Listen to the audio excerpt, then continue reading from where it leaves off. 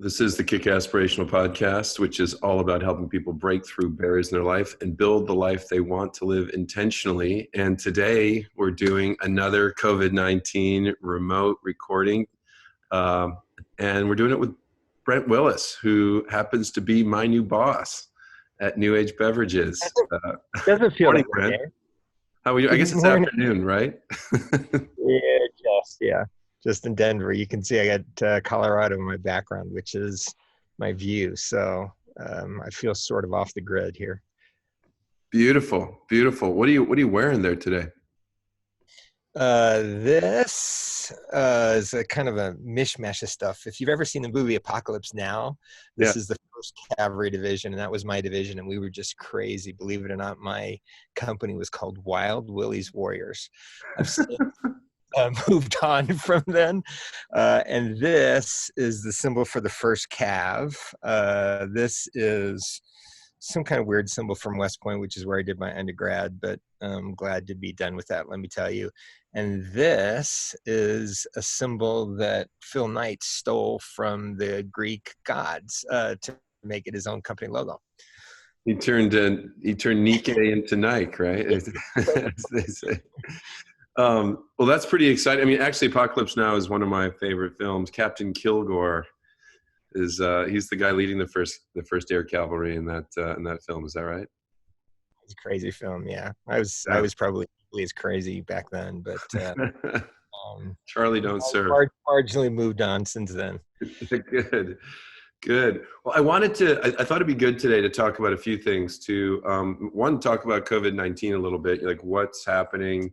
You know, you've run some big public companies, you've worked in big public companies, run divisions of them, Coca Cola, NBEV. You built today what is the fastest growing beverage company in the world, NewAge Beverages. So you've got we're in 60 countries. You've got an interesting worldview on what's happening out there. Love to talk about that. Also like to go over kind of what's happening at the business, because I know a lot of people watching this are involved in NewAge Beverages now and NewAge, Noni by NewAge. So I thought maybe we'd talk about that a little bit. And I'd love to dig into your history. In particular, this podcast, I think is all about helping people break through barriers in their lives, create the worlds they want to live in rather than the ones they've inherited.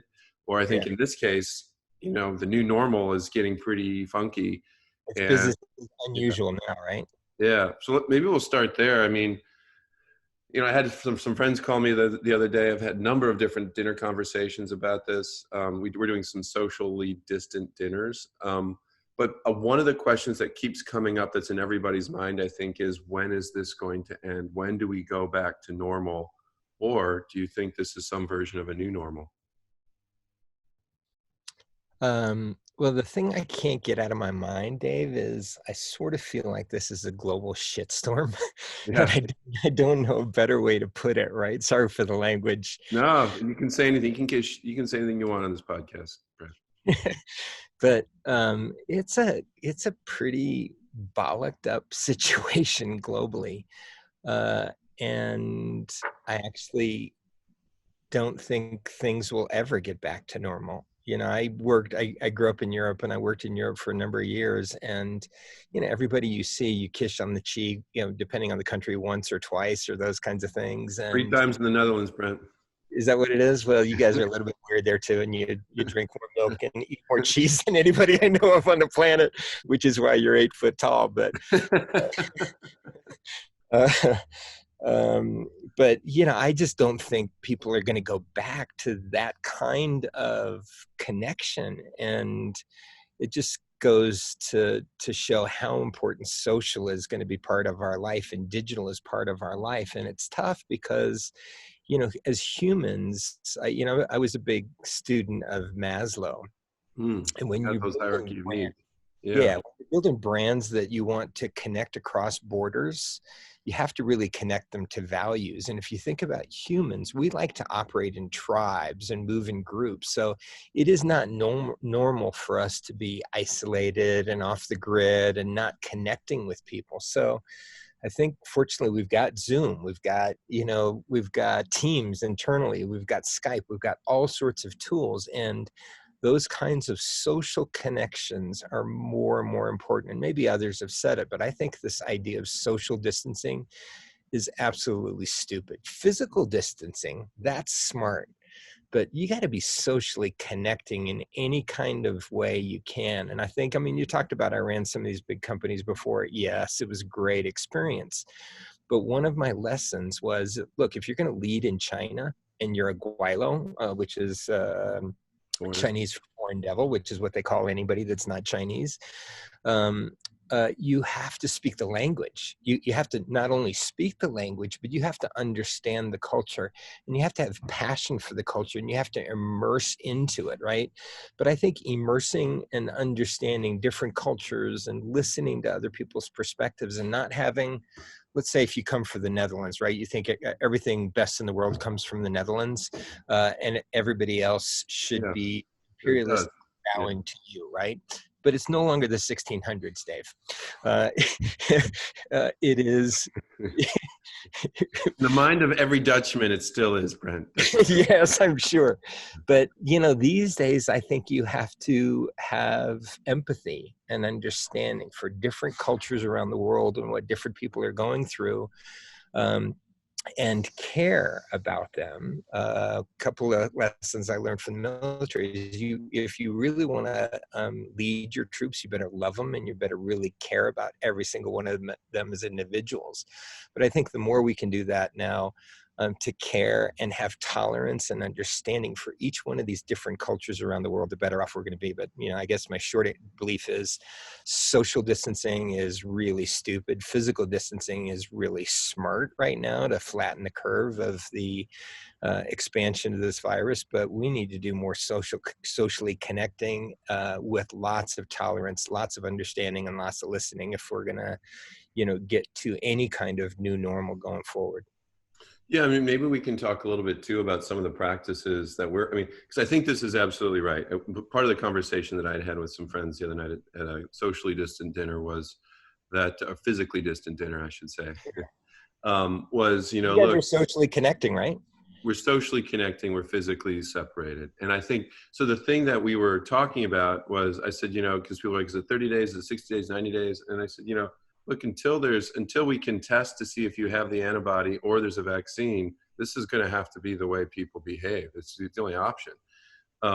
But I think more importantly, and there are antibody tests coming out that people are aggressively working on vaccines, so there is some hope. But my comment was, waiting for a new normal is a waste of time. I mean, people right now, and we've been doing this like crazy at our company. I mean, we're spending all weekend. I've been on Zoom calls and on Teams calls and on other ways to connect with people. Hundreds of IPCs of our distributors at a time, our staff at a time. You and I did a call. They love it too, don't they, Dave? They need the Absolutely leadership. They need the communication. And, you know, that's one of the key lessons I learned about leadership. In crises kinds of situations, you have to over communicate, right? Yeah. Flying, I'm going to give you a quick test, Dave. What's the first? I was told there would be no math. Okay, I'm smart enough not to know not to give you a math test, but but what would you say is the first thing people do in a crisis situations? Let's say, you know, in a military situation when bullets are flying, what's the first thing that humans do? What would be your guess? I think they tend to shut down. They stop, they freeze, right? And in that context, your obstacle or your enemy can easily target you and overcome you. What would you say is the second thing they do? Flee. Exactly right. They run, and they're scared shitless. They don't know what to do, and they try to. It's like fight or flight, right? So they flight from the situation and they flee. The third thing they do is they lose complete focus. They don't know what to do. And so they do all sorts of stupid things. And in the military context, you put your head down in a foxhole, you put your gun over your head, and you shoot lots of birds and trees and leaves and air, and you waste all of your ammunition. And if you translate that to a business context, you waste all your time, you waste all your money, you waste all your resources on stupid stuff that isn't going to move the needle forward, that isn't going to drive your business forward, that isn't going to make a difference. And in any one of those three first scenarios that is typical human interaction, your obstacle overcomes you. You waste all your ammunition, or you get targeted, or you run from the situation, and the Sandinistas are on you before you know it, right? The only solution, the only successful model in any kind of crisis situation is a leader has to step up, kind of slow the entire picture down into slow motion, and be calm in the face of enemy fire, in the face of insurmountable obstacles, in the face of very difficult situations. And you lead, guide, and direct. And you say, look, we're going to put down M60 suppression fire here. We're going to channel platoon 1 to do a flanking motion over here. I'm going to call in indirect fire over here. And I'm going to get you out of the situation alive. But you have got to step up as a leader in these kinds of situations, because the normal reaction from people, from anybody, is those first 3 scenarios. And in any one of those 3 scenarios where you say, oh man, this is a bad situation, or this is hard, or this is tough, those are all words that propagate a victim kind of mentality. And there is just no solution for you personally or anybody to work out of the situation if you propagate a victim mentality. You're just going to be at the mercy of the situation around you. You have to fight back, or in the case of the military, people die. In the case of the military, your troops die, and it's your job to protect their lives. I think our job in business is protect our shareholders and our peoples and everybody that counts on us to protect their livelihood. It's not lives necessarily on the line, but they've put their trust in us. They've put their investment in us. Sometimes they put their money in us. They put their belief in us. And you have no choice but to step up and lead in that kind of context, because the implications, if you don't, or one of those other 3 situations, and you almost can't delegate. You almost have to direct in this kind of situation. You definitely can't abdicate. And I remember when I was in one of these kind of hairy situations first, the truth is I freaked also. I froze, and you kind of get that lump in your throat, and you get that sphincter tension too. I had simultaneous esophageal and sphincter tension, just not a pretty picture. And I might have wet myself, which I did, but you're scared shitless. And honestly, I'm nervous about this situation too, for all of our people and all of our company. And not nervous, but concerned, because I know what it takes to lead and get out of the situation. And it takes leadership, it takes focus, it takes concerted action. And you can't propagate a kind of victim or, this is hard kind of situation mentality. It's a great opportunity if you step up and you lead and you guide through it, but you got to view it as an opportunity. Yeah. I mean, one of the things, that I was talking with, Badana Smith last night, who's, introduced us. She works at Anonymous Content, major production company for film and advertising, but she introduced us to the America's Food Fund. Yeah. And, Jose. You made a donation there, didn't you, Dave? The company did. Yeah. We made a donation, both cash and product. And, they're wanting to feed America because a lot of people are getting laid off. Times are tough. But one of the things we were talking about, Lorraine Jobs is a big donor to this as well. And Apple made a big contribution, Leonardo DiCaprio, Oprah, a lot of great people. And NewAge. And NewAge. But one of the things we were talking about was how Lorraine Jobs is very, Steve Jobs' widow is very involved in a number of philanthropic activities.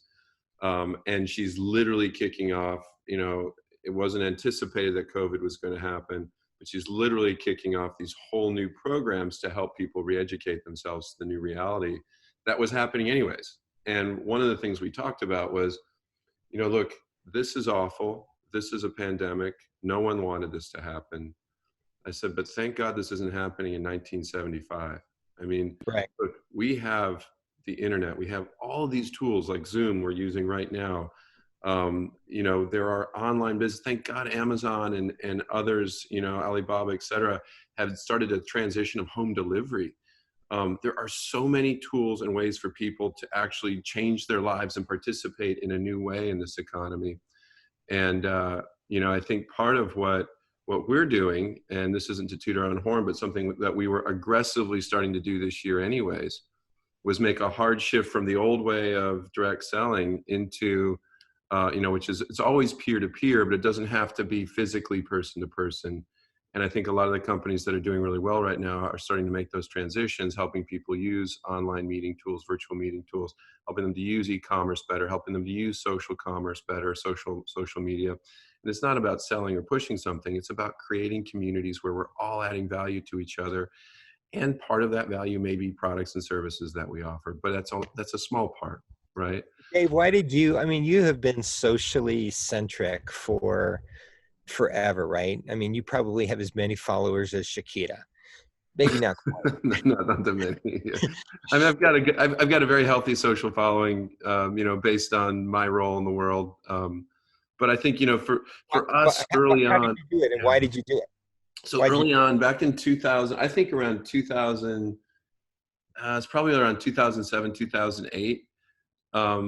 We started to realize that my former business, when I was one of the founders of Excess Energy Drinks and Sports Nutrition, and we were working, we were inside of the Amway business, which was a legacy direct selling company, very nice company, very successful, but, definitely a bit of a dinosaur in the industry in terms of behaviors, because they have when something's a legacy company, when it has so much history, when it's 60 years old, Neutral is over 80 years old.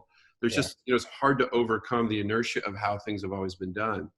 And so part of the reason that, we were always exploring new ways of doing things, and part of the reason they bought us strategically was because we were helping them make a lot of those changes.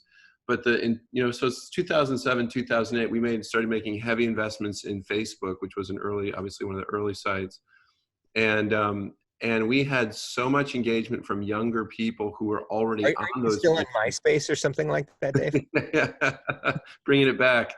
Friend, I'm the Friendster. No, but I remember MySpace. I wasn't very active on it, but but with Facebook, it really turned a corner. And what we started realizing quickly was that, first it was maybe half, then 60, then 70.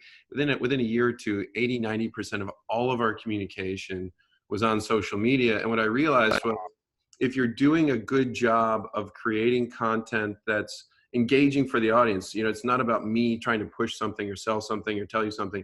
If we're creating content that's entertaining, that's engaging, that's helpful, that adds value to people, you just get a lot of interaction. And sometimes it was controversial. Sometimes we pick a topic that maybe, an older legacy company like Amway wasn't comfortable with. Yeah. I was told for some of those things you did. Oh, I got in a lot of trouble. Yeah. Over the years, there were a couple older distributors who I blocked for a while because all they did was complain about our posts. I like to point out that means they're watching. But the other thing, the biggest thing that I kept pointing out in those days was, look, if we do a post about caffeine and it gets controversial and some people don't like caffeine, some people do, that's okay. Part of what we did was set standards for how to have those discussions so that it was respectful, even if you disagreed. And the second part I like to point out is when you get a thread that's like a mile long of people arguing about something, it means to give a shit. Engagement, it means right? They care. Yeah. And as long as you can manage it and learn and put guidelines on your page for, what healthy debate is, it's actually a wonderful thing. And so we could probably talk about sex, drugs, rock and roll, or religion, so people are be interested and have a point of view on the topic. Then what do you think? Yeah. I mean, I like to ask people about that. I think in our business, I've been really careful, particularly in the old days, I was always very careful to be respectful of different points of view. I mean, the great thing, we're in 60 countries, Brent. The great thing about being in 60 countries is you learn really quickly that people have different points of view on religious traditions, how they speak, how they eat. There's a lot of different social customs and norms that are different. But at the end of it, underneath it all, they're all made out of people, and they all kind of want the same thing. They want healthy families. They want to be able to provide. They want to have safety. And they want to enjoy their lives. And I think, what we're offering, obviously, is to try and help people define that for themselves and then help them go get it. But Yeah, yeah, what I love about this company and the fact that we're doing this together. I mean, you started off saying I'm your boss. I mean, that's the last thing I ever feel in many well, that's so I respects. can blame you. Yeah, that's a good point, right? Surrogate in that respect for, can you believe what that fucking guy did, right? Or said, or whatever. What an asshole, good thing I'm here to save the day, right? So I'm not that guy. Yeah. I know your mode, dude. But I never once have felt that way. And I feel as if we work together and we don't necessarily divide and conquer, we align and conquer, right? So, we bring different skill sets and we play off of each other. And, for me, that's what, leadership in this context is all about. It is not about command and control. It is about bringing people together for a common vision, figuring out how to do all of those activities or split up all of the activities amongst everybody that's still aligned to that common vision, and then just go pursue that directly. And that's what I love about this company is this is a company that is about, its whole purpose in being created 3 years ago was to inspire and educate the planet to live healthy, right? Yeah. So what a noble mission, right? What a mission that everybody can. I love it. I love that product too, right? I'm going to do a little product plug here since you're talking about living healthy, because I think, and obviously we're not a cure for the COVID virus or pandemic, but everybody's focusing on so many different ways to protect themselves right now. Maybe you can tell me about, look, we're washing our hands, we're physically distancing ourselves, we're sanitizing like crazy. We're trying to get more sleep. We're doing all these different things, but boosting immunity is something everyone's thinking about right now. Tell me about these two products, Brent. We've got Tahitian noni juice, and we've got Cell Defense. How do these two things help people boost their immunity? Do I have to answer the question? Because I don't want to answer the question, Dave, because it's bigger than those two products. I promise I will. Okay, yeah, But, that's fine. I have to put it in context, right? Because when we say, we sort of have a tagline called NewAge, live healthy. Right. And live healthy is, for me, it was a trick, right? Because as a not very smart ex-military guy, I always taught myself to remember things by using mnemonics and stuff like that. Cheers. And so healthy actually stands for something. The H is about hydration. Okay, so it's drink water. What does the CDC say in terms of, Dave, you're an older male, correct? Well, Brent, it's all perspective and relative. So, but I'm like a baby, but yeah, older than. What does the CDC say? How much water you're supposed to drink a day? Water, not beverages. Water. I believe, good question. What does it say? I'm not sure I'm going to answer that correctly. A little bit more than a gallon of water a day, right? So, I don't like drinking a gallon of water today because it tastes like water, and it makes me pee all day long if I drink a gallon of water every day. But I try. You don't drink it all at once, right? No, I don't drink it all at once. But okay, so that's the H, right? The E is eat and exercise. The A, so HEA, the A is accomplished through focus and planning. The L is love, be in the moment. And part of the reason we created that is because, I recognize, I was calling my mom like once every 2 or 3 months, or, when I'd go out to dinner with my wife, I'd take my mobile phone and I'd put it right on the table. Bad move. So you got to be in the moment is what the L stands for. The T is purposeful thoughts, right? Focus, planning, meditation, mindfulness. And then the H, health, is heal through good sleep and relaxation. That's when your body regenerates itself. And Y is your way. We're not going to be heavy-handed, but it's just a model of how to live and live healthy. And that guides the overall company. So to answer your question, Dave, for me, that's the big picture. And then I feel within there, we're just trying to live that model, right? And when you say, look, if your mission is to inspire and educate the planet to live healthy, It's not about pushing products. It's not about people having more cell defense or more noni or more any of our products. We are not about that. We might sell those things and those things might pay the bills, but the company is about so much more than pushing those products like you were unabashedly just flogging. Now, that being said, I love our products. And I love what they stand for, because none of our products ever compromise. They are all better for you than the alternatives. And we are lucky that 2 of our products in particular have particular immunity benefits. And I can say that with scientific, fact-based grit and substance behind it. And as a nuclear engineer, which is my undergraduate degree, I'm a complete dork. Everything is about numbers. Everything is about statistics. Everything is about science, and everything is empirical and provable. And if I think about first the noni product, I mean, these Polynesians, where it comes from, they've been using it really as medicine and remedies for the past thousands of years, right? And, some key people 20 plus years ago in the United States found this product and started to market it, and have sold, believe it or not, of this noni stuff, $8 billion of noni. And when we first bought the company, Dave, I mean, when my wife said, Brent, why the hell are you buying that? Noni's ever heard of it. And it's true. Noni's ever heard of it. It's the world's best kept secret in that respect. Shame on us, because it shouldn't be the world's best kept secret if it's such a big business. I mean, lots of people have heard of palm in the United States and those kinds of things. Dude, this has got like 8-10 times the amount of antioxidants than palm. And it has these proven studies that increase your NK cells by 32%, or sorry, by 30%. Your ILK2, which activates your NK cells by 32%, and those things fight natural killer cells, right? That's what NK stands for. They kill virus. Right?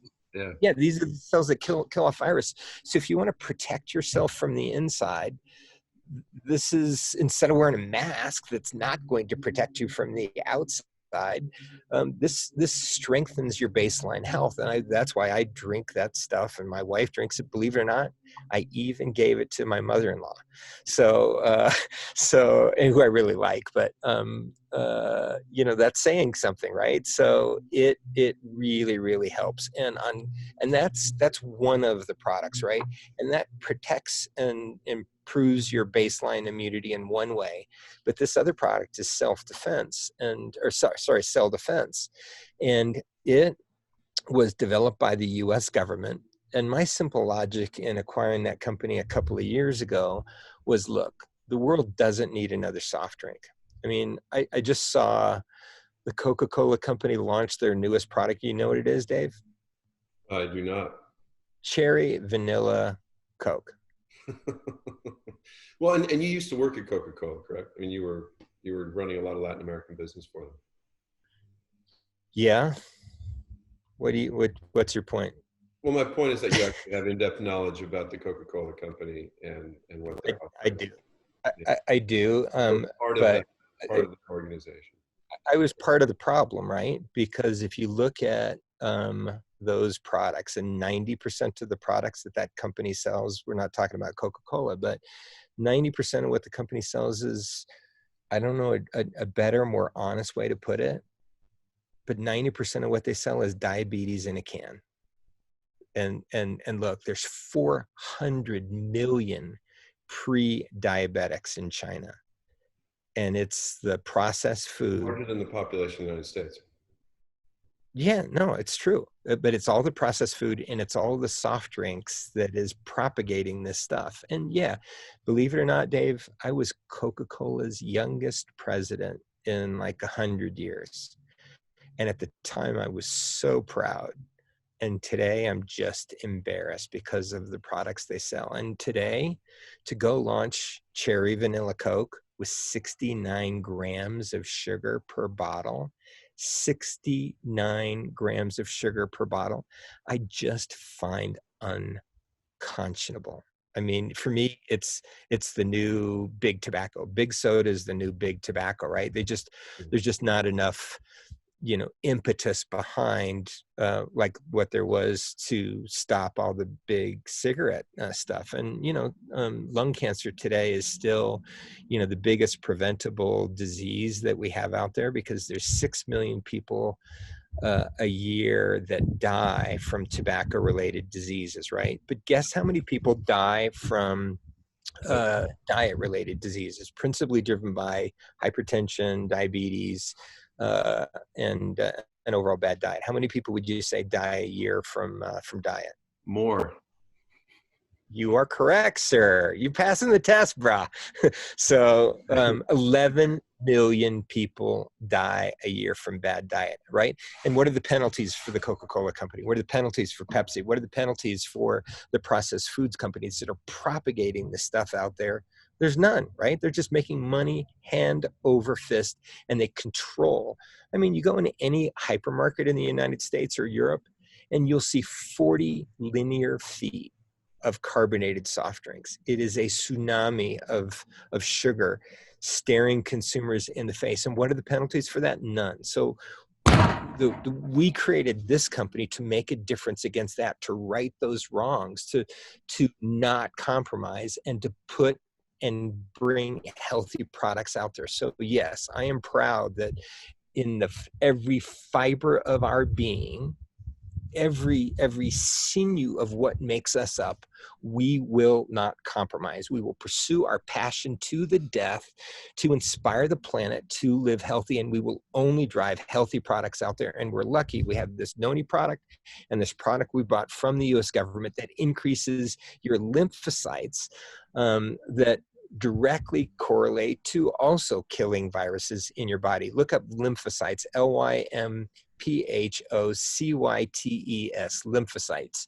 And those things I think they increase the white blood cell count in your body to fight off cancer and attack cancer cells and those kinds of things. But they also are your immunity cells, things that strengthen your immunity in your body. So those two products directly address those things in human trials. Guess what? Done by NASA, done by the US government, human trials, cooperative studies done with like Walter Reed. These things are proven. These things are patented. These things have the human trials on it, and we can't get anybody to take notice of it. It just pisses me off, right? Because the products, they're not cures, they're not vaccines, but so what?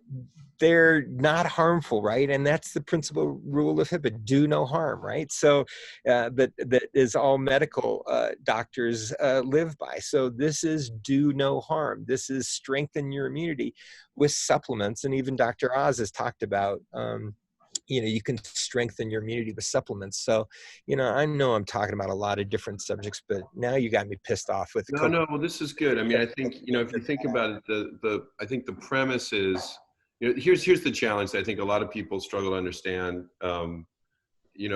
Medical doctors, the CDC, they're primarily driven by the outcomes of studies on things that are very narrow. Like, for example, the impact of a vaccine on a disease, right? Or the impact of a drug on a very specific disease. For a disease, right? Yeah. Right. But in this case, there is no cure. All we're doing is treating symptoms. And so if you notice, I think everyone's noticed this, the government has been focused almost squarely on prevention. And that's an area where hospitals, doctors, nurses, the CDC, frankly, don't have a lot of, that's not their sweet spot. Yeah. And so I think, what's interesting is, we're limited on what we can say about, obviously, preventative supplementation as it relates to a disease or a virus or whatnot. But I think most people realize right now, the best thing you can do is not get this. The best thing you can do is, if you do get this, not have an inflammation response that kills you, these cytokine storms people are talking about. And so you want to prepare your body to be as healthy as it can and fight back in the healthiest way possible so that you don't get caught in this pandemic. We're not a cure for it. We don't have we're not the ultimate solution. But I think the thing that we do have, and this is, like with the cell defense, and we won't do too many product plugs after this, but I think, one of our medical doctors on our board talked about the fact that, the cytokine storm is basically the body reacting to this virus and reacting so aggressively that it floods your lungs and kills you. Yeah. And when you take one of the ingredients, one of the insights out there, Dave, that hardly anybody knows about, that they're seeing a big correlation in these cytokine storms that are happening in people's bodies as it relates to COVID, right? And some of the ingredients in our patented cell defense product protect against that cytokine storm from happening. So again, we didn't develop this for this particular illness. We didn't develop it for any particular illness. We developed it for basic strengthening of immunity, which is why they used to give it to the military, and why, it was developed by the military and battlefield conditions, right? People trying to recover from battlefield stress. In fact, we donated 6,000 bottles of Tahitian noni juice to frontline workers in China when this started in January and February. Obviously, we've been donating. We're just out donating now to America's Food Fund, which is, Chef Jose Andres, and we're working, of course, with Skylab. I just this morning, what's great about getting involved in these things is other people start reaching out to you. Skylab, who's our partner, Skylab Apps, in developing some of our gamification tools for modifying behaviors, just got approached by AWS, Amazon Web Services, and the U.S. government, the CDC, to build a behavior modification app to help people do their part. It's #DoYourPart. And they're going to be implementing, recognizing, rewarding people for washing hands, practicing better hygiene, eating well, spending time with their family, talking about their feelings, all the things that we need to be doing right now. And they asked if we would join them, one, to share those behaviors on our app that we're doing, which of course I said, yes, that's part of our values. It's part of who we are. We want to live healthy together with people. But secondarily, and inspire and educate people to live healthy. But I said, secondarily, if we can help, I don't want to push product. I'm not trying to sell product, but if we can help donate product to people who are at risk, who are fighting this, who are putting their lives on the line, we're very happy to do that. And you and I are having this conversation, we're not trying to be self-promotional about it, but I've told every one of them, look, we're not going to put out press releases about this. You and I can include it. We're not here for the credit. We're not here for the clapping hands. We're here to make a difference. But we're really, really happy to make a difference. So tell us about, I think this is really helpful to a lot of people. I've had a lot of people reach out from some of the social media videos asking how to get product, how they can maybe be a part of our team because people are worried about their finances. When you think about people's financial futures, the financial future of Noni by NewAge, the NewAge group, I think, we're moving fast, we're pivoting quickly, and we have been even before this thing happened. But help put in perspective some of the changes that we've been going through, because I think it's sometimes you can see a bunch of changes that are happening, particularly people that work with us, our distributors or maybe staff, and get confused. We just did furloughed some employees in the United States. We've discontinued a number of low-performing SKUs. We've made some changes in the company. We've also just launched a completely new social platform. We're launching new mobile apps. We're spending more money on in key markets around the world too, right? So we're investing in key places too. So I think the question that people have is, sometimes they see layoffs or they see furloughs and they're like, oh, the company's going out of business. Is the company in trouble? Or they see that with SKU discontinuances and maybe think that things are bad at NewAge. How's the health of the company, and why do we make those changes? Well, you make those changes because you have a responsibility to shareholders, and you have a responsibility to all of the people you serve. And you are continually making changes. You make the changes every single day, just like you said, Dave. I mean, you're pivoting all of the time. And the key is to do that as fast as possible. Now, in the military, that's called maneuvering on the battlefield, right? You have to maneuver. You can't just go into battle with a simple plan and assume it's all going to go according to plan, because the minute you're in the battle and the bullets fly, if you're not maneuvering, you're dead, right? So this is called maneuvering, and that's all it is. And you've got to be nimble, and you have to be fast, and you have to maneuver on the battlefield. So I don't know of a single company worldwide that isn't, and I've talked to maybe 50 CEOs in the past couple of weeks and months of what actions they're taking, but they're all minimizing longer term investments and focusing on shorter term return on investment activities. As they minimize those longer term investments, they take money that was allocated to those activities and they put those against those shorter term return on investment activities. And they double down on those things that are working and eliminate those things that aren't. So this is natural, logical for me maneuver on the battlefield. It's just put in this context that is really extra sensitive and exacerbated now, and people get nervous, and so they say stupid shit like, oh well, what's the health of NewAge or whatever. I mean, this company has never been stronger. We have one class of shares as a small cap company. I don't know a single other small cap company that has one class of shares, common stock. What does that mean? Can you explain that? It means one share equals one vote, right? So it is the fairest thing for so you don't have preferred shares for certain investors and common shares for people who don't matter. I mean, you've got one. It's the most democratic version of it, right? Yeah. It's fair.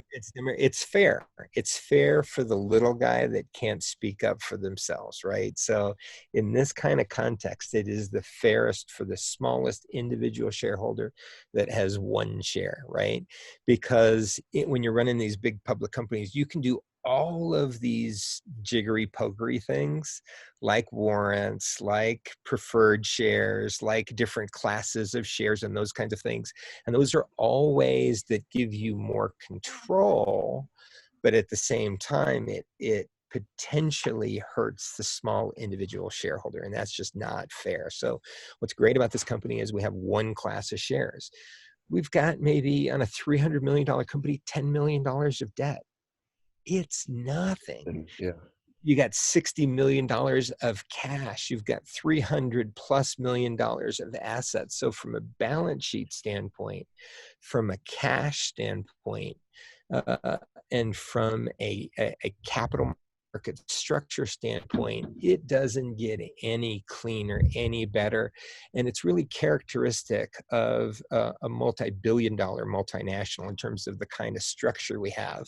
What that translates to is two things. One, it translates to, look, this is a very investable asset. And that's why our top 5 shareholders are like BlackRock, JP Morgan, Prudential, Bank of New York Mellon, Raymond James, those kinds of shareholders. It's really, really smart money. And at the same time, we have a lot of individual shareholders that provide liquidity. That's a benefit, but they also blow with the wind, and shorters and all of those kinds of things in there. So it's day traders, and it just doesn't help our stock. So ultimately, as we go forward, we get a bigger percentage of those institutional holders. But you've got a pretty good institutional holding base. You got the right capital market structure, and you have the right balance sheet. That translates to two things. One, it translates to financial flexibility as for you as a company in terms of driving the business. And the second thing, as I mentioned, it translates into having an investable asset, right? And honestly, I've made some mistakes before as I was learning from NBEV and, my own little private company, some of which we tried to take public and stuff. Boy, in making some of those mistakes, we now have the benefit of those mistakes I made before because we just haven't made them here. We really have it right. We've been really disciplined to have this structure like we have, such that it's investable for the future for all investors, and you have all of this pretty strong financial flexibility. So you have that, and in this kind of context, look, you have to be prudent for what might happen in the future. So and prudence means you need to be as tight on headcount as possible. You need to be as tight on expenses as possible. You need to reallocate against those short-term activities that are going to make the biggest difference, and minimize investment against those secondary efforts. So the big context is we're doing all of those things, but at the same time, we're investing. I mean, you're a perfect example. You, Julie, Glenn, other key leaders in marketing, investments in Centurion program to put $20 million in the hands of the field, investments in new products, Tamana Shape, enhanced cell defense, more drive behind core brands like Noni, launch of Noni plus CBD. So we're launching all of these new products that are cool, hot, current, on trend, and eliminating these things that just don't make sense. I mean, we're not in the lipstick business. So yeah, it doesn't stand for living healthy. You got to have all sorts of colors and all sorts of SKUs. I mean, of course we're going to get rid of those damn SKUs because I like them. They're creamy. They got Noni in them, but it just doesn't fit with us anymore, right? And it costs us a lot of money, and it's cash just sitting there. So, the big picture is we're just maneuvering on the battlefield to position us for even greater success going forward. And let me tell you, dude, any IPC, any board member, any shareholder, nobody is getting in my way to doing what we have to do to be successful. But guess what? We're all going to get there together, right? There's a difference between a leader and a hiker.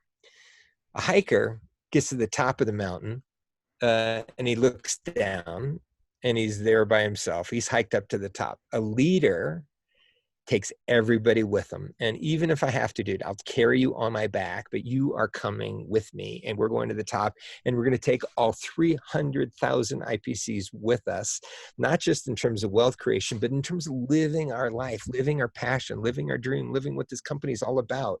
We're taking everybody with us, whether they want to come or not. So I think that's amazing. So you think now about. You're getting me fired up. Now you're getting me motivated, Dave. So let's put this in a little bit specific context. How old is NewAge Beverages and how fast is it growing? Like, when did it start? How big was it? And where is it today?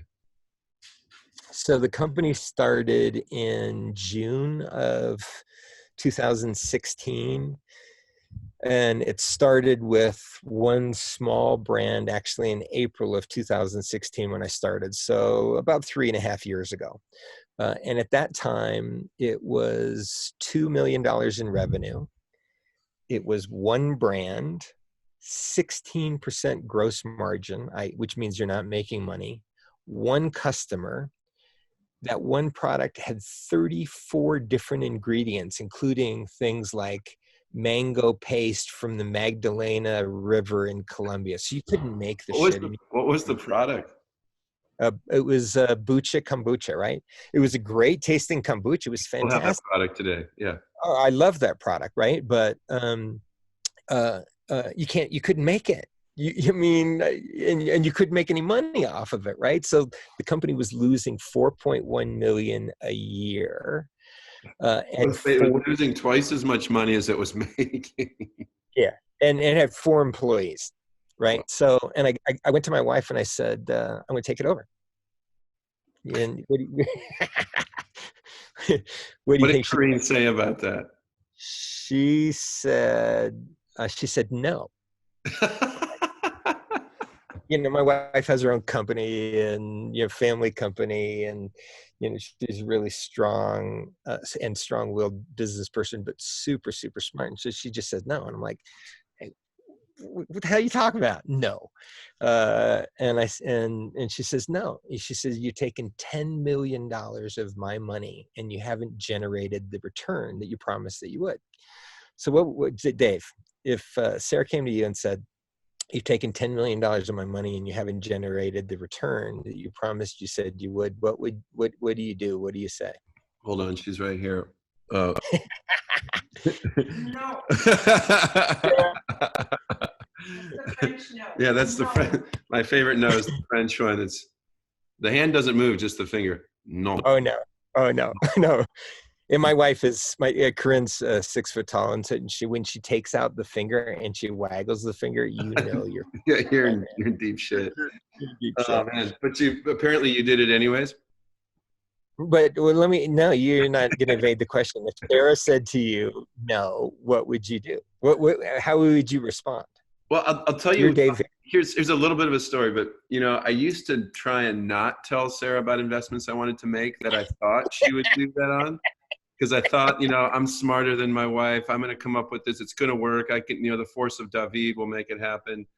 And after getting burned a few times making those dumb decisions, I whenever I get this feeling like I don't want to tell Sarah about this investment because she's going to say, no, then that's when I actually do talk to her about it and we come to a joint agreement. But yeah, so if Sarah told me no, definitely not, or fuck no, or some version of that. She doesn't say fuck, but if some version of that, then I would struggle with the decision. Let's just say. What did you do, Brent? Well, have you ever been in a hole with your wife and you dug it deeper? Another thing I've learned over the years: when you're in a hole with your wife, stop digging. Doesn't help. So Corinne said, you've taken $10 million of my money and you haven't given me the return that you promised. And I'm sure it was like 8%, but I've said, look, I'll get you double digits. So, I said the exact wrong thing. And I said, well, I thought it was my damn money. And that's where the finger came out. And she goes, man, here's where you're wrong again. You're lucky if you only got one finger and you didn't get the whole hand.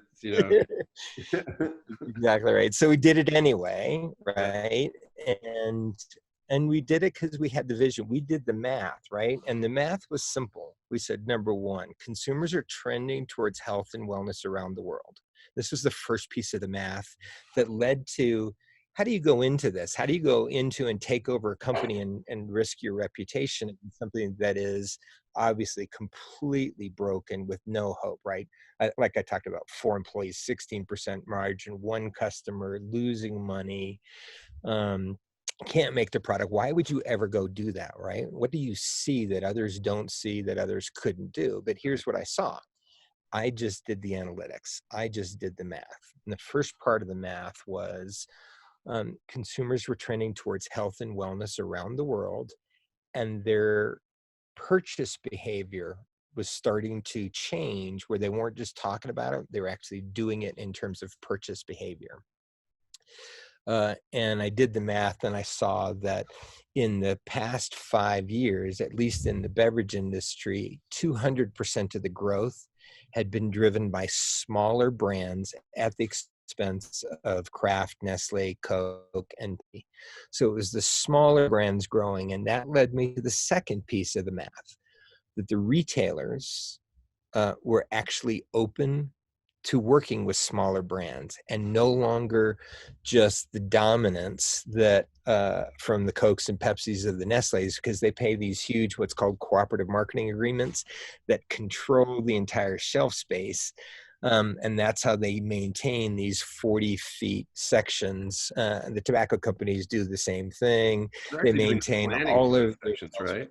But aren't like Pepsi and Coke? I mean, the big companies, they're actually doing the planning. They do it all. Yeah, they do it all. They control it all, and they deliver it all. And they do just like what I did in Latin America. They get rid of all the competitors' products. We used to break Pepsi's glass so they wouldn't be able to come back against us in a returnable glass bottle system. Right? You do what you have to do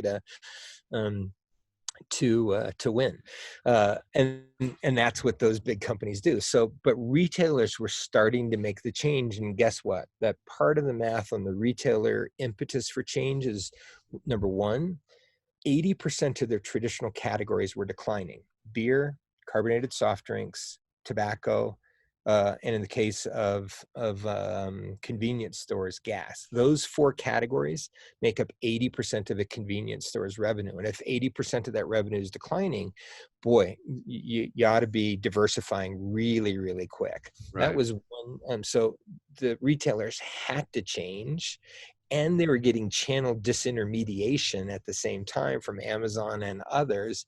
And their model, in terms of all the labor, all their costs, was the same as it always was really for the past 40 or 50 years. So they needed new products that were higher margin and on consumers' trends. So that was the second piece of the math. Retailers had to change. And the third piece of math that we saw was, I knew from working with Coke and Pepsi before, and big beverage companies, is those companies have to defend Coca Cola. And Pepsi Cola. They have to defend their big core businesses because it's what carries all of the infrastructure and pays for all their trucks and their bottling networks and all of those kinds of things. And if those things drop down below a certain level, nothing else has the same level of turns and same level of profitability as those brands. So Right. the minute those things drop below a certain level, you obviously all of a sudden you have these albatrosses of infrastructures instead of benefits of infrastructures. So that was the third piece of the math that said, look, that's not going to get better for them. They can't go student body left to healthy products. They're going to continue to do things like orange vanilla Coke and cherry vanilla Coke and those kinds of things because they have to. Retailers are going to change around the world, and consumers, and health and wellness is going to be more and more important. So that was the whole impetus for creating the company. Even with this tiny little kernel of a product, it was just a starting point. And then we just pulled together the vision. And my simple view is you can do anything you want to do. You just put your mind to it, put a stake in the ground, and somehow in that process, we've become the fastest growing beverage company. I think we're up like 10,000% in the past 3 years. We're the number one growing stock since, from 19 cents on the OTC to, even,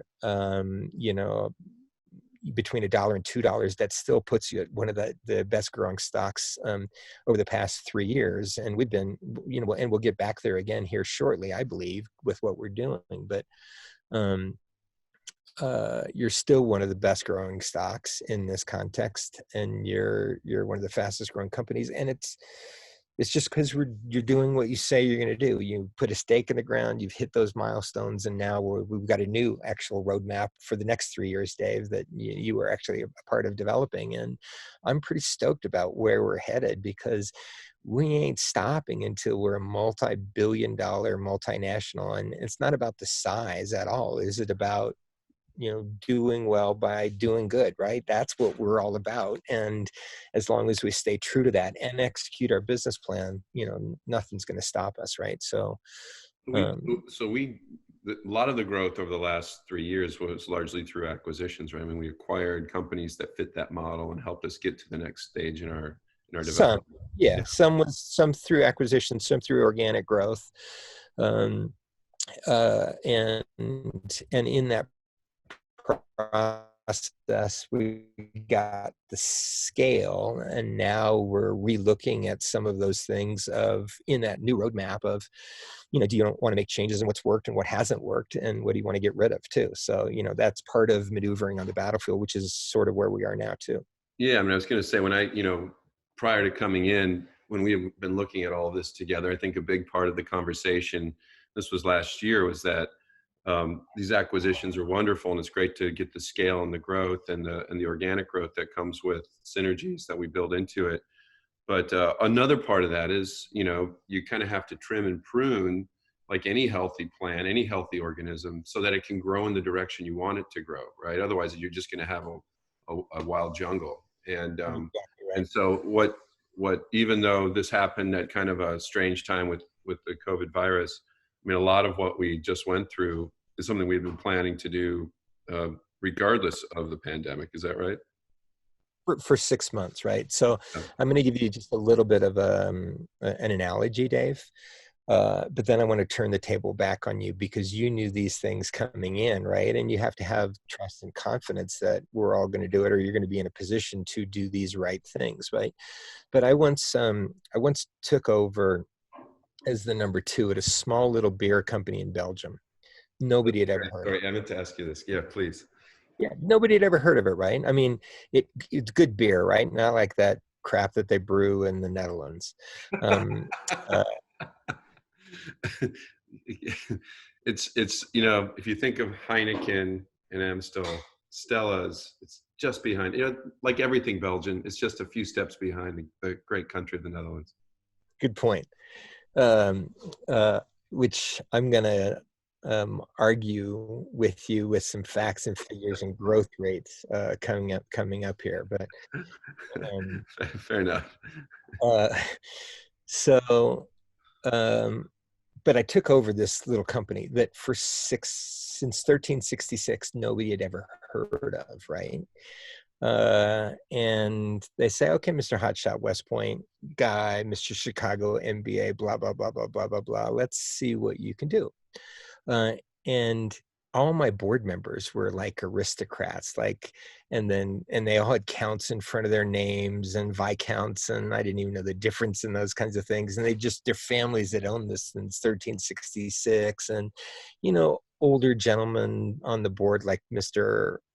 Arnaud, that I think he used to run Renault and all those kinds of these French old school European stuff. And, and here then comes in this American, right? Even though I'd grown up in Europe, I was still one of 5 Americans in the company, and 99 of my top 100 reports were Belgians, and their average age was like 50. Yeah. So fairly young. Fairly young compared to me. But they worked 35 hours a week by law. Right. And I'm like, what the hell? And my head of innovation, the day I started, said, well, we get 8 weeks of vacation a year, so I'm just going to go off to Germany. The day I started, he says, I'm going to go off to Germany for the next 8 weeks, and I want to go learn a language. And I'm like, this is the head of the innovation. I'm like, well, don't come back, dude, because I'm done with you. So nobody had ever fired anybody from this company. But so that's the what we had taken over, and we were in a bunch of Central and Eastern European markets and a few Western European markets, and Belgium, of course. And we were losing share in 17 of the 19 markets in which we operated, and it was maybe top 20 in the world or top 30 in the world, and 3 years later, we were the world's largest beer company from nothing, from air, because we said, look, here's what we're going to go do. Here's how we're going to do it. And we just did it. And we took a brand that nobody had ever heard of called Stella Artois. And I took the Heineken model and I said, look, there's a $10 billion source of revenue there. I'm going to eat these Dutch pussies for lunch. We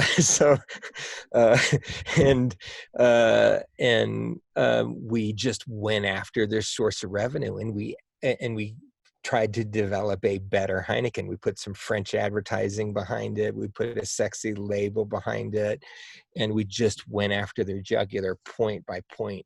Market by market, and launched Stella Artois around the world with this, beer of supreme worth and quality positioning from what was originally a farmer's beer in Belgium that was the number 3 beer in Belgium that the board said, just kill, just don't do it. And I said, no, number 3 beer in Belgium. That's number 3 beer in Belgium. And it was a farmer's beer in Belgium. And I said, no, I'm going to go kill Heineken with it.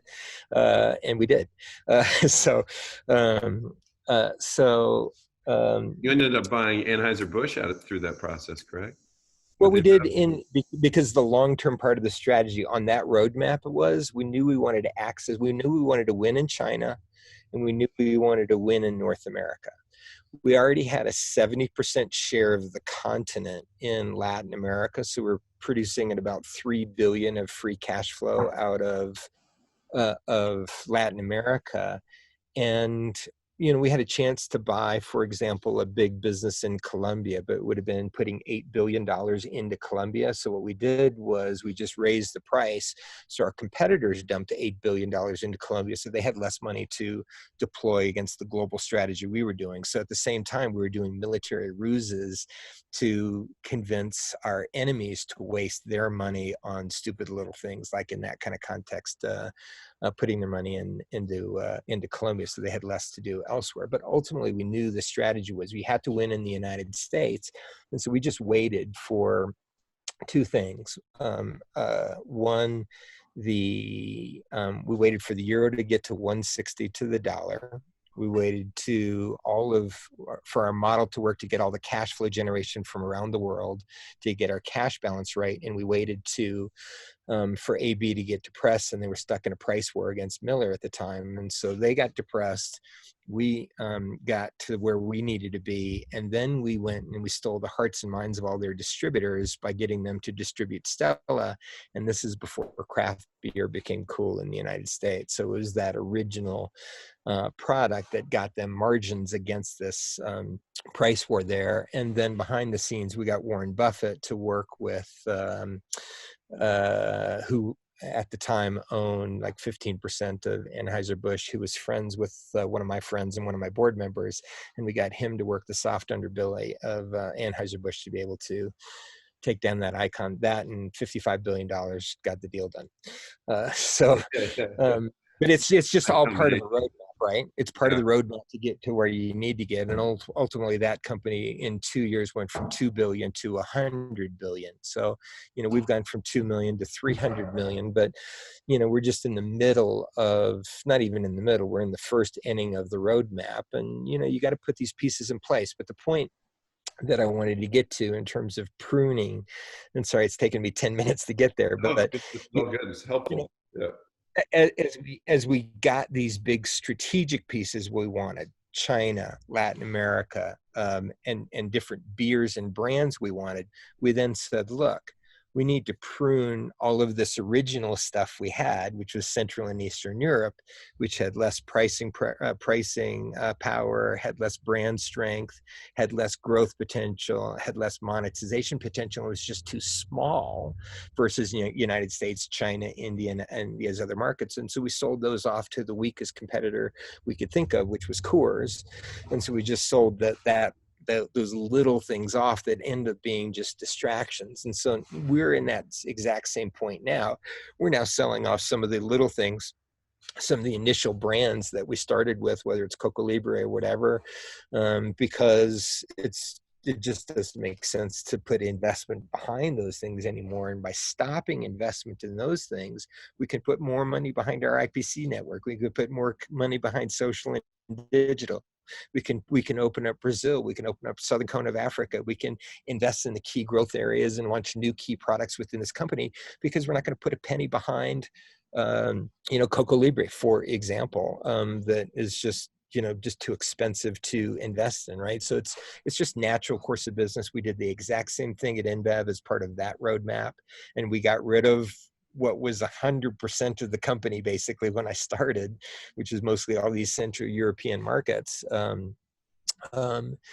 because you get bigger, better opportunities, and you put the resources and good quality people behind it. So one of the logics for me of why I bought this company called AmBev down in Brazil is they have all these crazy, studly, street fighting Brazilians that I could put around the world and infiltrate around the world, in terms of those human resources, with the training and the experience and the ability to go make a difference, right? Because I knew I wasn't going to take these 50-year-old Belgians and put them around the world, because it wouldn't be a successful model.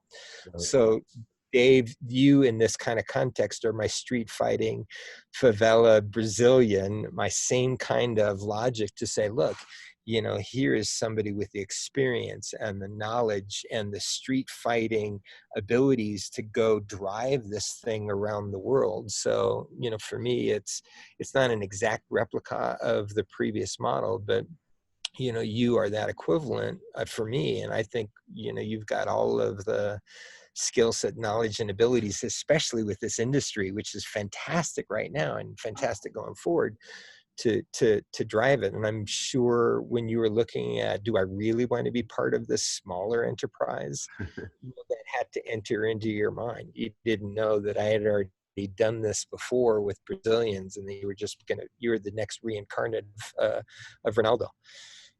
It's what we call Oranje Mechanica. It's total football. It's the greatest football team on earth, the Dutch. Which I think we can all universally agree on. But using that analogy, I mean, I think the great thing about what Johan Cruyff built in the Netherlands, then built again in Barcelona, was this whole idea that nobody knows what the hell you're talking about. If you talk about Ronaldo, I mean, those guys in Brazil, yeah. But everyone knows that the Dutch have one of the great national football teams, and that it's only maybe seconded by the chapel that Johan Cruyff built in Barcelona.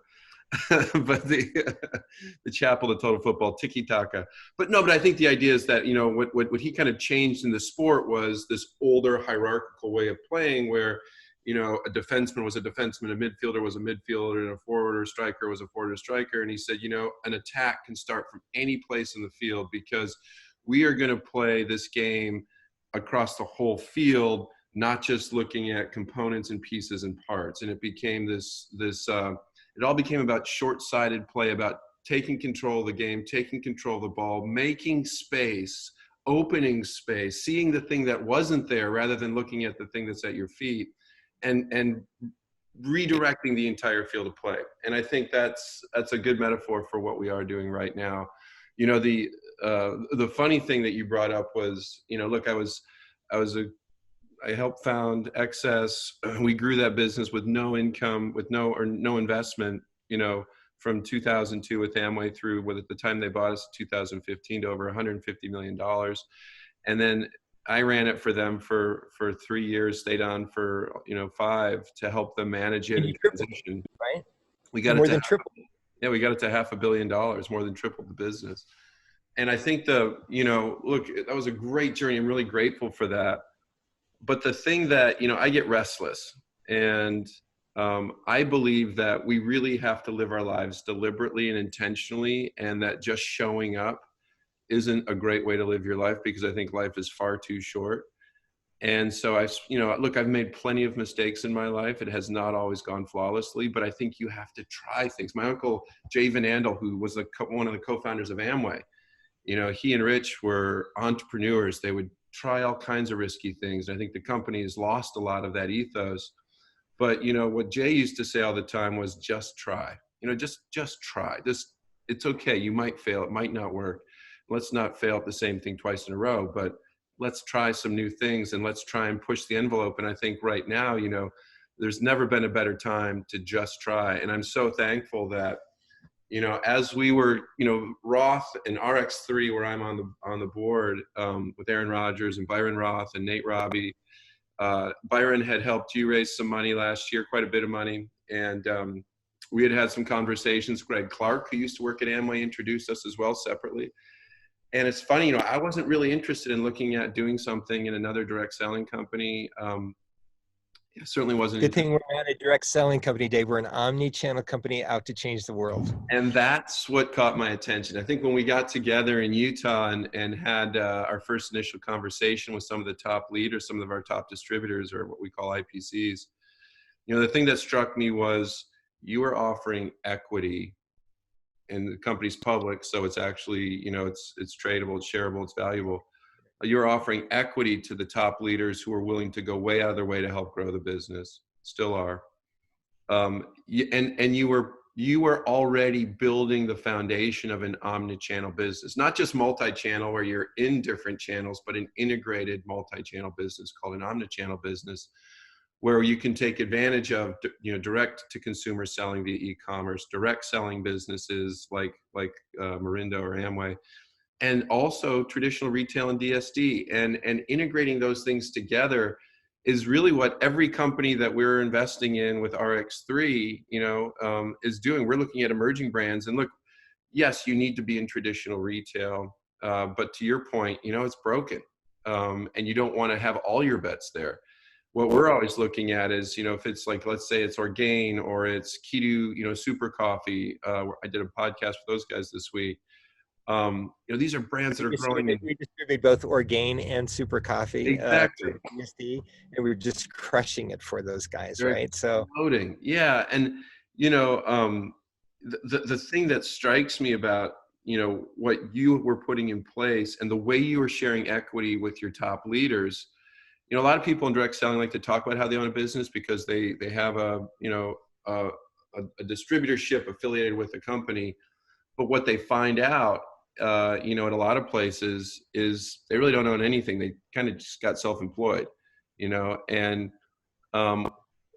putting that level of what I love the term you used, unfuckability into it, where, you know, this is yours. You own this. We can't take this from you. We can't fire you. We can't take your distributorship away. Equity. That's a big game changer in the industry. And I think it's really profound. And that struck me as something very, very powerful. But the other thing was, you know, as we were building Excess and doing so much on social, with social selling and social commerce early, and because people just love the product, I mean, you know, in 2001 when we created it, and then 2002 when we really built up the brand, you know, the whole premise was, look, sugar is the new cigarettes. I mean, I was sitting in the room with Tommy Thompson, who was the Secretary of Health and Human Services at the time, when he did the press conference with Lynn Swan and basically said, you know, look, sugar is the new cigarettes. Obesity and diabetes have become the #1 preventable cause of disease and death in America. And the only way we're going to change this is largely if we change what we're putting in our mouth. You know, it can't just be sugar bombs all day long. It's going to be fixed through diet, but right. it still pisses me off that those guys are still allowed to propagate what they have unencumbered, unfettered, and without any controls or any penalties. And the best penalty is if consumers just stop drinking that stuff and they start drinking healthy or eating healthy, those kinds of things. That's the best penalty if they get hurt on the profit lines. But, you know, they shouldn't be allowed to continue. But, you know, the best medicine for them is consumers making healthy eating and drinking choices. And we had started, you know, with energy drinks when that was a hot category. Still a good category, but it was super hot back then. And we were doing we were the first sugar-free, first ones to do flavors, so they actually tasted good. Because people don't like it, and it's good for you. Good luck. And we started using mega doses of B vitamins to change that experience. But I think the idea was, you know, how do we help people make incremental steps towards a much healthier set of choices? Not by creating new habits, because that's really hard to do, but by replacing products in people's habits that they already have. And so we started getting pulled into retail. We started getting pulled onto social commerce, and all those things, you know, at a legacy company like Amway were illegal because they had this idea that you had to protect you had to protect these distributors. But if you look at successful brands today, you know, it's all about what everyone's discovered. I think Ralph Lauren has one of the best stories about this. You know, he started out selling in Bloomingdale's. They gave him a little store within a store. No one had ever had that before. And, you know, he built a big brand out of it. He started segmenting into like Purple and Polo and Chaps so that people could buy it at different places and still participate in his brand.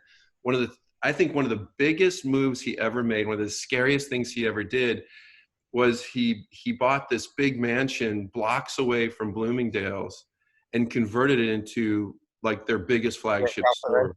Yeah. Right. Yeah.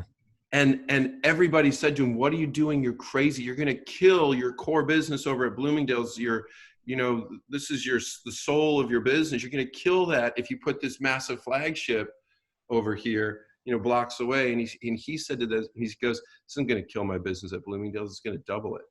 And he realized that the more places for customers to find and identify and see his products and use them, the more people would just consume them overall. And it literally did double his Bloomingdale's business. It quadrupled his, I mean, you know, and I think that premise, we've seen that with Excess at Amway. We saw that every time we opened up a channel, we had we managed the pricing so that it was similar, so we weren't undercutting somebody.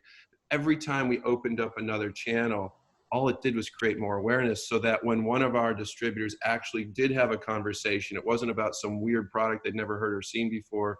And it wasn't about trying to convince somebody that they needed something. It was somebody saying, oh yeah, I saw that over here. I'd love to get it from you. I'd love your service. I'd love to actually get it at maybe a better price, or maybe you can help deliver it to my home, whatever those benefits are. But it just expanded the brand. You know, I kept asking our distributors when they would complain, oh, I saw it in a bar, I saw it in this gym, I saw it. And I'd say, well, let me ask you, have you lost a customer because of it? And they said, well, no. I said, well, if you're really worried about it, why don't you just stand outside the door of that place and offer people case discounts if they bought from you? You know, because nobody gets paid to police, we get paid to find out how to expand. We don't get paid to state the problem, we get paid to find solutions. And so when I saw the foundation of what you had created, I really don't, you know, my theory is was everything perfect? No, of course not. You've done a lot of acquisitions. There's a lot of cleanup that needs to happen. We're going through that process right now. I think we're largely through it. We have a couple more things to do, Yeah. but we're that part we're moving through quickly. What I loved was that we had the vision to do that. So there was like this momentum to do it. You're moving at light speed compared to most of the places I've worked. There was no legacy. This is all new, and we just want to transform a boogie. And Yeah. the most frustrating thing to me, and it's been exacerbated with COVID, is being stuck in a large organization where you can't affect change. When I had my own small company, I could make the decisions. It was awesome. When you're in a big legacy business and you've got 50 levels of hierarchy and 30 committees trying to figure out what to do, you die. And what I love about what we're doing right now. Can I make a confession to you, Dave? Yes. When I was doing my due diligence on you, if I wanted to work with you and partner with you and have you come in. Still surprised you invited me in.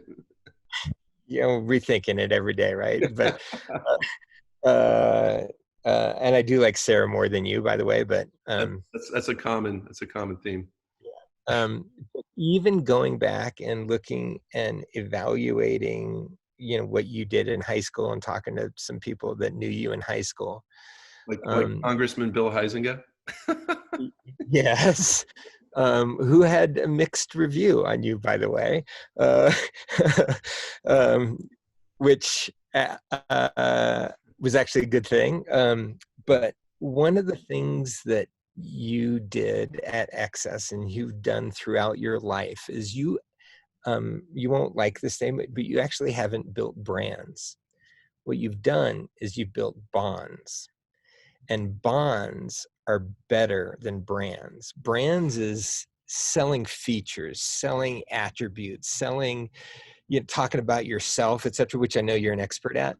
But that's branding. Bonding is creating an experience. It's linking with values. It's linking with common interests. It's linking with, common things that bind you, that bond you. And it's putting the consumer first and creating that community. And for me, with all of the experiential stuff that you did at Excess, it wasn't branding. That was bonding by putting the consumers first. And with where I see how you build brands going forward, which I've been a student of branding now for 25 years at some of the biggest and best branding companies in the world. Right. For me, it's about building bonds. It's about building communities, right? And going back to what we talked about at the very beginning, having passion and understanding for different cultures, having appreciation and respect for different mindsets and perspectives, and having the courage to really get to those insights in those cultures and then connecting something on their terms that they want and they really need in their lives, whether they know it yet or not. And it's about building the communities around those things. I think that's what we're doing with Noni and Immunity. And that's why we're doing all of these community things also beyond that. And that's why we're doing the direct to consumer. That's why we're doing the social. That's why we're doing the Instagram. That's why we're doing the T-tail with QVC. That's why we're doing the traditional retail, because all of that is connecting a brand on their terms, how they want it and how they want it, when they want it, and how it interacts within their life. So my Machiavellian, malfeasant mind in terms of wanting to partner with you and plug and play is you're this upgrade from Brazilian, because it's Dutch, number one, but it's still Street Fighter, go make it happen kind of mentality. But it's also this incredible depth of knowledge on social, digital, and bonding, which for me is the next gen of how you build brands around the world. So I think this company is... I've got scars on my knuckles, Brent. Yeah.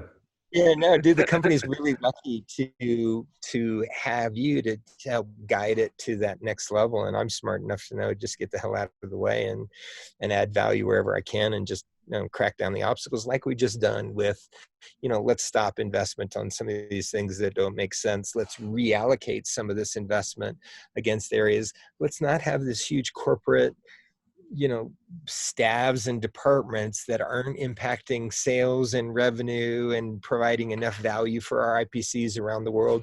And let's give them money and give them resources at the local level so they can crush it and hit it out of the park, right? So these are all natural things. And you've got the perfect skill set along with some of the other people that have come in, both on your team directly and Julie Gerlikoff and the other people.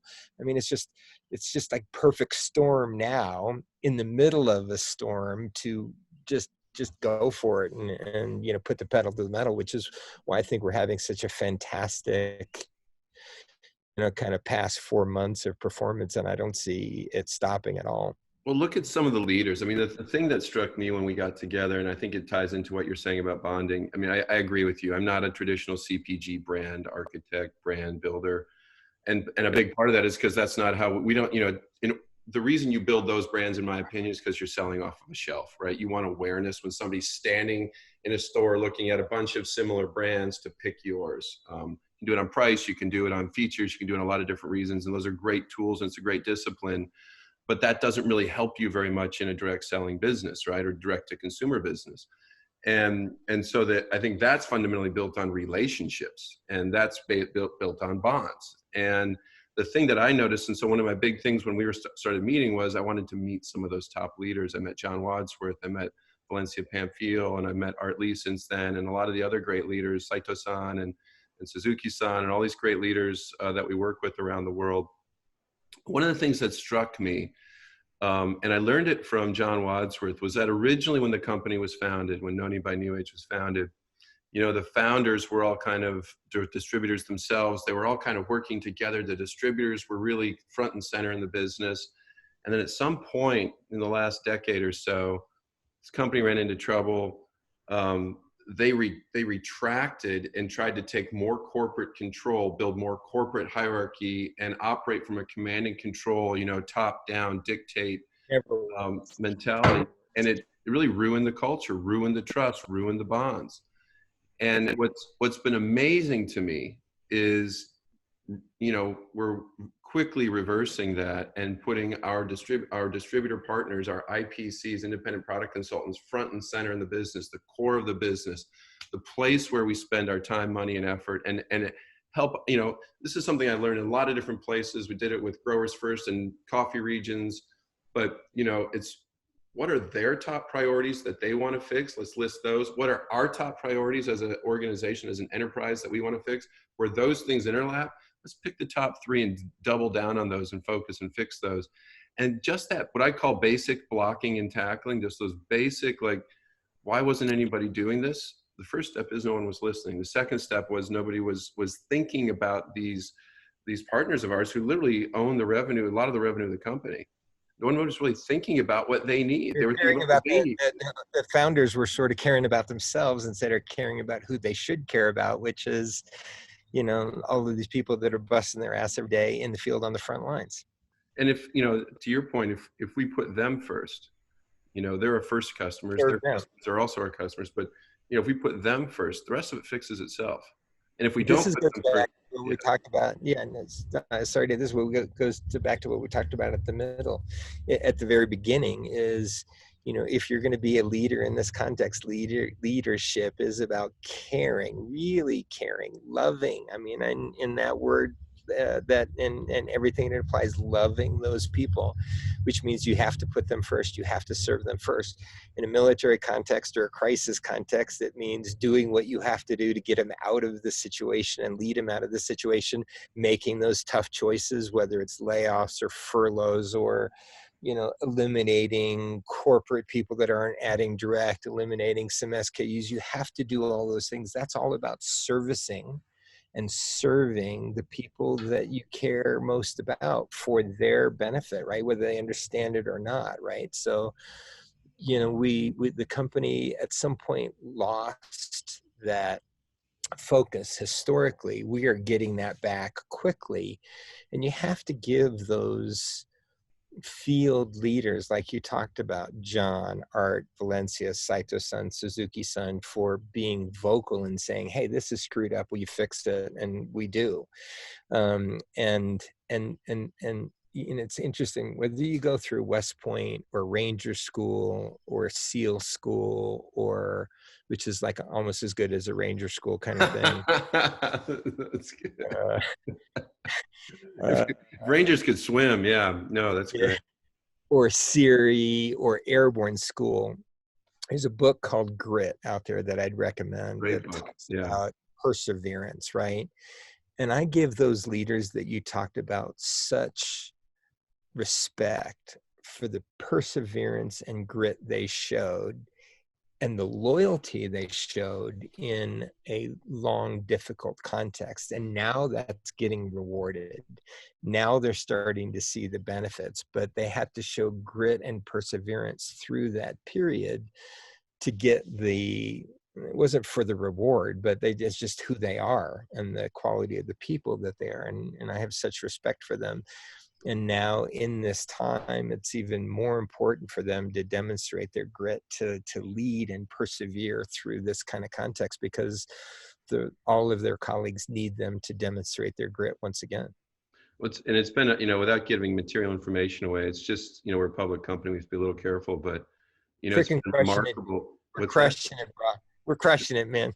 I'm so excited to see the impact of these changes, even in our first quarter, and the ways that, things like the CBD plus noni shot that we launched in Japan, how that, really changed, not only surprised people with the fact that we were launching a CBD ingestible in Japan, which is a very hard place to register and produce these products. I mean, we're the first company to do that. Congratulations to you and the team for putting that together. But when John Wadsworth and I went in there to help launch, instead of having classroom spectator learning styles where there's some leader on the stage and everyone's taking notes and you have no idea what they do with those notes when they're done, John and I went out into Harajuku and some of the edgier places of Tokyo, shared the shots with people, shot videos of ourselves doing that. And then we turned the classroom, instead of into, a spectator program, into a learning by doing and a workshop, creating action plans. And the sparks that happened out of that were really remarkable. It was just so much fun to watch. Because I didn't know coming into, the Noni by NewAge business, of some of the things we had done in the past that Excess would transfer here. I had an idea they would. I mean, people are people and business is business in a way. But it was so exciting to see the response and the engagement. And now you're seeing, with Art and Valencia and US, I mean, we started out reacting to this COVID epidemic in China, where we didn't exactly understand what was going to be happening. We took a hit in February, came back strong in March, but took a hit. Some of the Asian markets also had these kind of reactive, impacts, declines through it. You look at the way that we proactively attack this in Europe and the US after having that earlier knowledge. And, the things that Art and Valencia are doing, the growth that they're seeing, it's but now we're seeing that around the world too, because we're taking all those lessons. It's almost like that early warning system that we got in Asia, and how you respond to this and how you evolve and how you change your network and your social selling, to doing 3 and 4 times the, kind of meetings that we were doing before, and really forcing our teams and our leaders to become, socially centric, right? And this is, I think of all these people out there, we are a very purpose-driven company, and we try to do the right thing. And when I look at all of these people that are losing their jobs around the world and the levels of unemployment, I mean, I want to figure out how to hold out the olive branch to them and give special offers or whatever we have to do, Dave, to them, because not only could you be part of our company, earn stock, and have income in a time when you need income, but that you can also feel good about, the products that we have, and helping to address, kind of the new business's unusual situation, the new normal, which is people are going to need to continue to live healthy and eat healthy and drink healthy, and you can feel good about everything that we do.